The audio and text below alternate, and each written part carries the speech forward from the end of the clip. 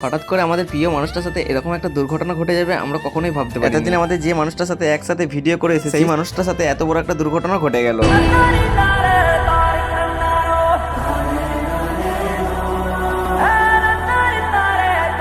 তাই আমরা যখনই শুনেছি আমাদের এই প্রিয় মানুষটা বর্ধমানে বিমস হসপিটালে ভর্তি হয়েছে, দেখার জন্য দুই বন্ধু মিলে বাইক নিয়ে বেরিয়ে পড়ি বর্ধমান বিমস হসপিটালে। আর কিছুক্ষণের মধ্যে বিমস হসপিটালে আমরা পৌঁছে যাই। তারপর আমরা হসপিটালের মধ্যে প্রবেশ করি এবং রিসেপশনে যে জিজ্ঞেস করি আমাদের সেই প্রিয় ভালোবাসার মানুষটা কত নম্বর রুমে এবং কত নম্বর বেডে আছে। আর রিসেপশন থেকে বলে দেওয়া হয় 4তলা বিল্ডিং আছে, তাই আমরা লিফটে করে দুই বন্ধু মিলে চলে যাই 4তলা বিল্ডিং। আর যাওয়ার সাথে সাথে দেখতে পাই আমাদের সেই প্রিয় ভালোবাসার মানুষ বাপি সাহা দাদা বেডের মধ্যে শুয়ে আছে এবং সিলাইন চলছে। কারণ বাপি সাহা দাদা ভাই আগের দিন রাতে একটা বড় অপারেশন হয়েছে। আর বিধাতার আশীর্বাদে এবং সকল মানুষের ভালোবাসায় বাপি দাদা ভাই অপারেশনটা সাকসেসফুল হয়েছে। আর অনেকের মনে প্রশ্ন উঠবে যেহেতু সুস্থ আছে তাহলে ভিডিওটা করার কারণ কি? ভিডিওটা করার একটাই কারণ, যেহেতু অপারেশনটা সাকসেসফুল হয়েছে কিন্তু বাপি দাদা ভাই এখনো পুরোপুরি সুস্থ হয়ে ওঠেনি। তাই তোমাদের মতো কিছু ভালো মানুষের আশীর্বাদের প্রয়োজন আছে। তোমাদের আশীর্বাদে হয়তো আমাদের বাপি দাদা ভাই খুব তাড়াতাড়ি সুস্থ হয়ে উঠবে। আর এটুকু আশা নেই তোমাদের মাঝে এই ভিডিওটা তুলে ধরেছি। তাই তোমরা সকলে মিলে এই বাপি দাদা ভাইয়ের জন্য একটু আশীর্বাদ করো যেন খুব তাড়াতাড়ি সুস্থ হয়ে ওঠে। আর তাড়াতাড়ি সুস্থ হয়ে যেন তোমাদের মতো কিছু ভালো মানুষের সাথে বাপি দাদা ভাই চলাফেরা করতে পারে। তাই ভিডিওটা কিছু ভালো মানুষের কাছে অবশ্যই পৌঁছে দিও। আর আমরাও বিধাতার কাছে প্রার্থনা করি বাপি দাদা ভাই যেন খুব তাড়াতাড়ি সুস্থ হয়ে ওঠে আর আগের মতো যেন আমাদের সাথে ঘোরাঘুরি করতে পারে। এদিকে আমাদের দুই বন্ধুর মনটা অনেকটাই খারাপ হয়ে যায়। কিছুক্ষণ ব্যালকনির মধ্যে সময় কাটিয়ে আমরা বাড়ির দিকে রওনা দিয়ে দিই। আর এই ভিডিওটা এখানেই শেষ করলাম। দেখা হবে নেক্সট কোনো ভিডিও নিয়ে। সবাই ভালো থেকো, সুস্থ থেকো।